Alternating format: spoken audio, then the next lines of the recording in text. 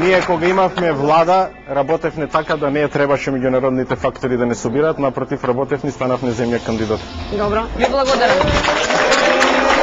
Имате ли вие, господине Митрев, коментар за ова дека странците ги собраа нашите лидери на една иста маса? Па ја генерално имам коментар за целата досегашна политика. Сите политичари до сега правеа на некој начин политички проблеми, а потоа и тие политички проблеми ги решаваа. Значи тоа е од ништо направите проблем, а потоа со ништо као го решавате и тоа континуирано се води на... Зошто? Затоа што не си ја работеа работата она што треба. Ние немаме никакви стандарди во државата, имаме страшна корупција, имаме криминал на сите полиња и тоа сето треба да се работи. Значи, кога се добива власт од народот, значи треба да направите за народот нешто, а тоа е да направите правила на игра.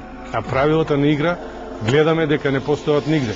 А затоа инсценираме политички проблеми, вакви, такви, национални, не знам какви, и потоа ги решаваме. Тоа е се фиктивно и треба да му дојде крајот на таа работа и да стварно политичарите стварнат дека тие се работници кои треба многу да работат. Добро, ви благодарам на вашите 60 секунди. Рековте кога веќе треба да не собираат странци, не треба да постојат овие сите владини институции. Како вие би го решиле проблемот? Јас би одел на варијанта да се зајакнат институциите. Овој диалог треба да се води во институциите. Сите овие прашања треба да се разговараат во парламентот.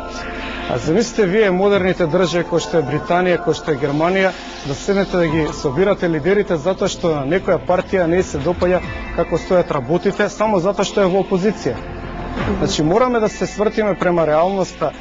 Системот може да се стабилизира само ако се стабилизират неговите институции.